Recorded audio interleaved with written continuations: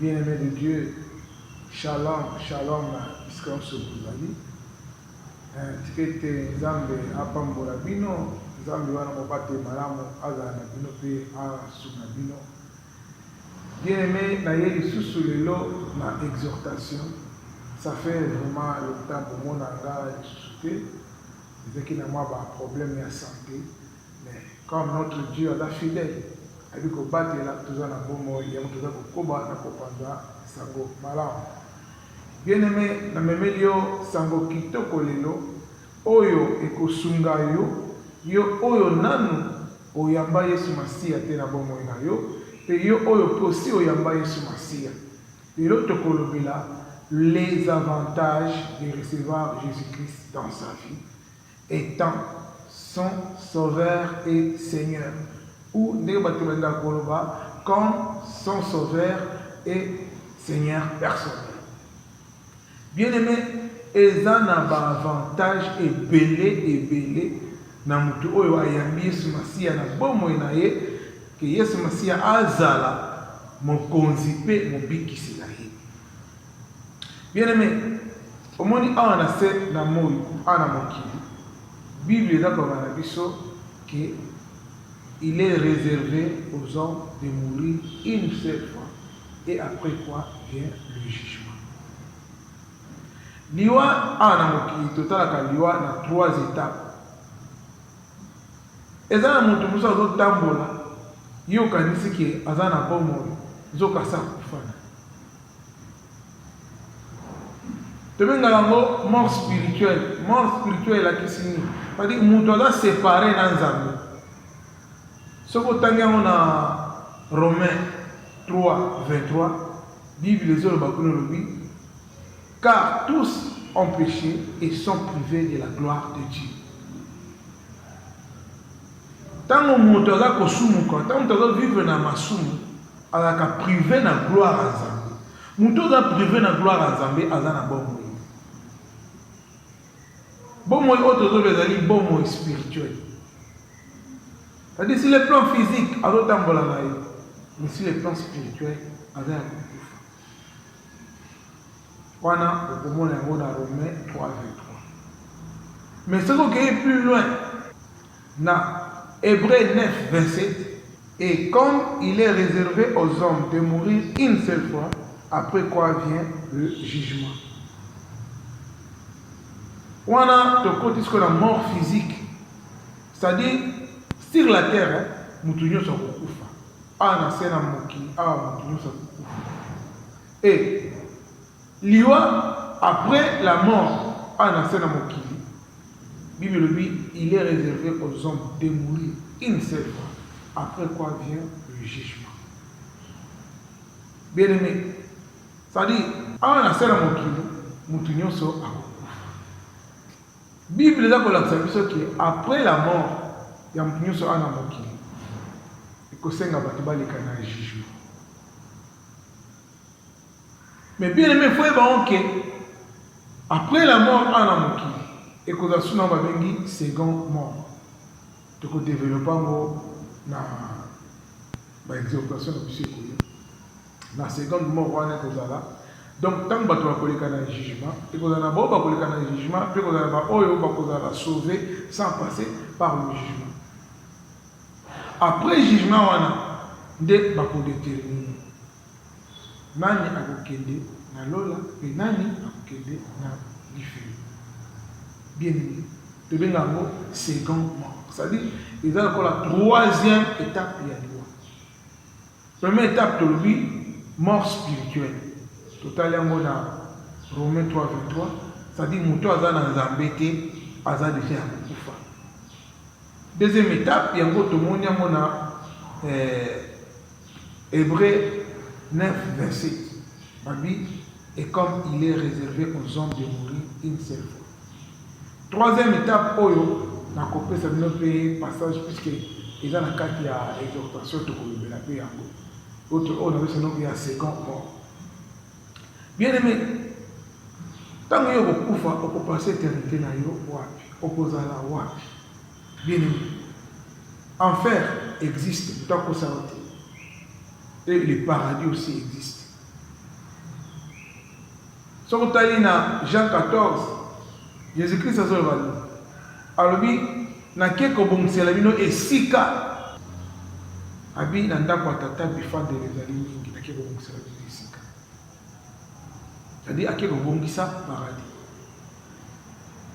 Bien aimé, exhortation na nga lelo nazolinga o comprendre que après la mort okozala wapi, et ceux qui ont Yesu Masiya bien aimé après la mort, tu dois encore vivre.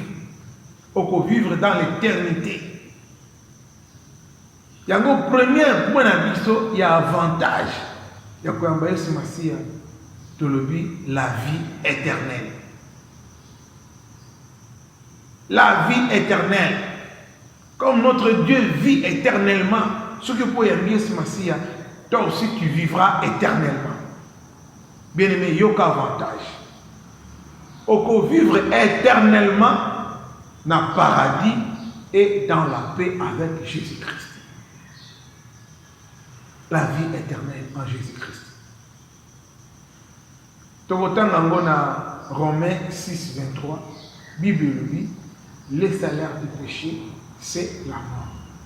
Mais les dons gratuits de Dieu, c'est la vie éternelle. Bien-aimé. Don gratuit de Dieu, c'est la vie éternelle. Pour vivre éternellement, il y a un avantage à koyamba Yesu Masiya na bomo na yo azala mokonzi pe mobikisi na yo, avantage ya liboso oza na vie éternelle, vie oyo moto akobotola oyo ya mote. Bien aimé, omoni moto oyo ya Yesu Masiya zalaka moto na isengo, zala fier car tu vivras éternellement. Ce qui nous autres oyo ekufi mais molimo na yo ekokufa te. Bien-aimé, kozanga Yesu Masiya dans sa vie, Bible dit le salaire du péché, c'est la mort. Tant que nous sommes morts, ezali mort éternelle.